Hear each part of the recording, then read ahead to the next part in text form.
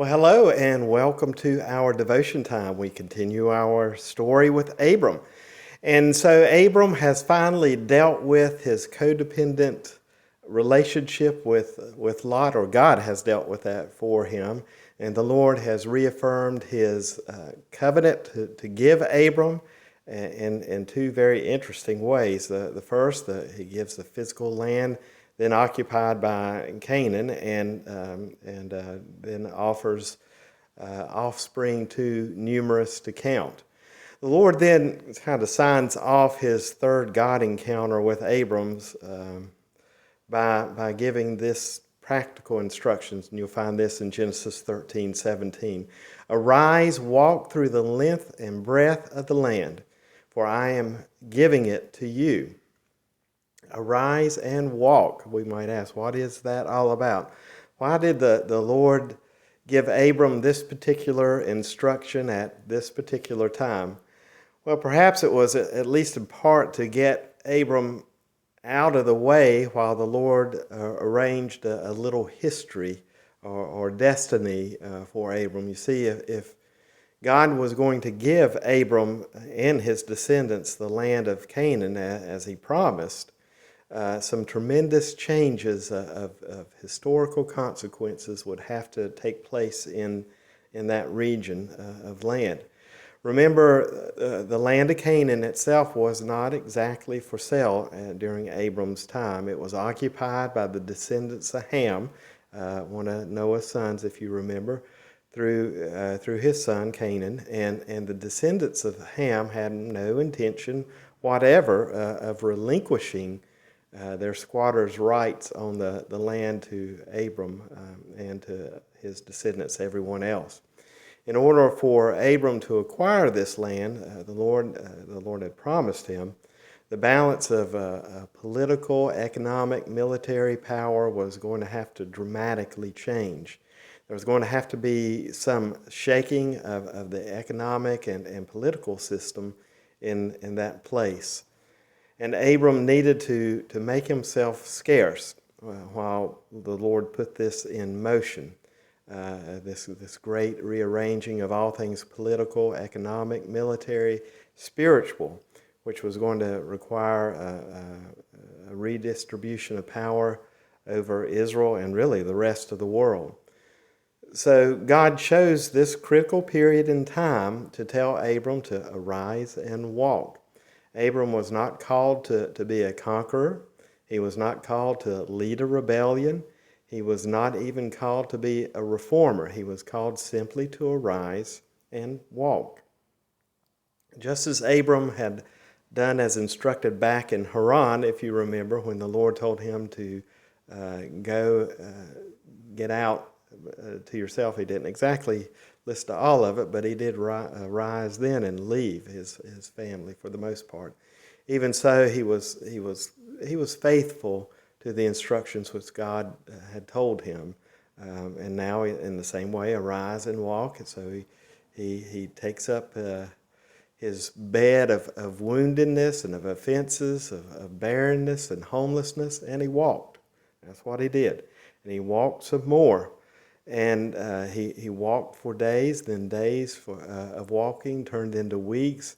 And in the course of weeks, Abram earned the title, the wandering Armenian, so to speak, by walking the entire length of the land of Israel, and then turning and walking the entire breadth of it as well.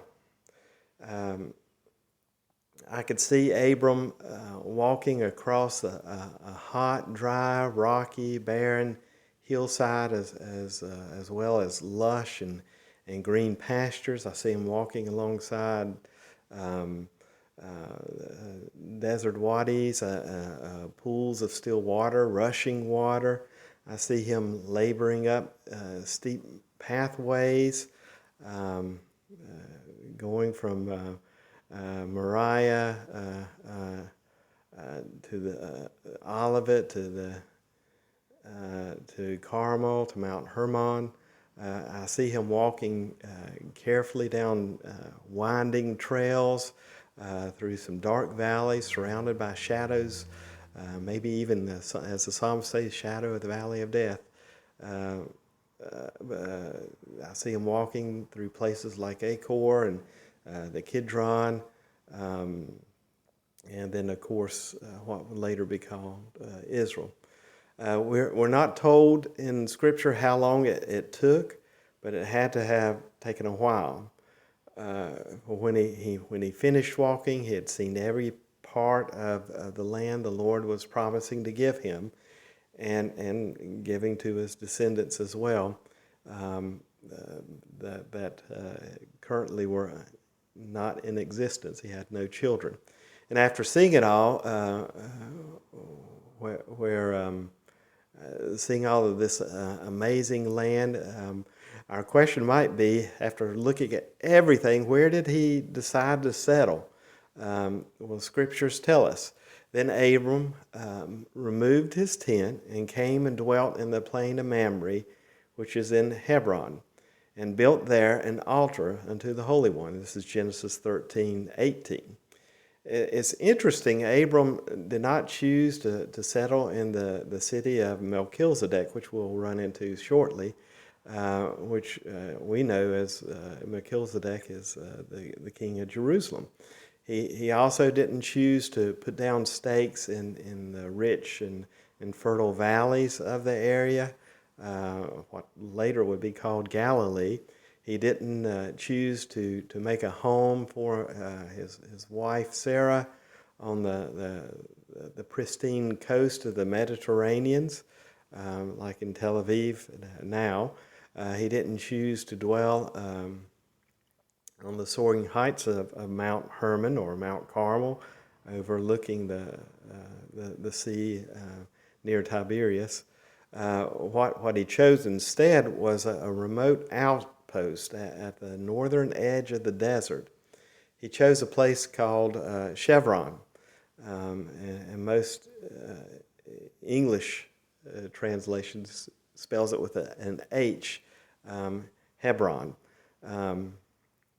Now, this desert city is beautiful, of course.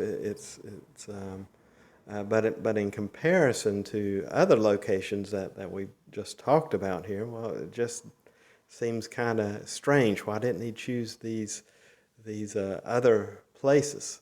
And we're going to find out about that next time we're together. But I wanted us to walk us on that little journey of preparation today.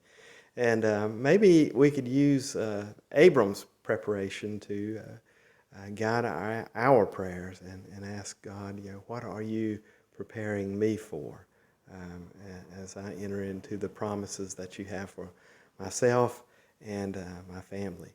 Well, God bless. I hope you have a great day today. Hope to see you Sunday, either at church or once again here on the internet. Blessings. Bye now.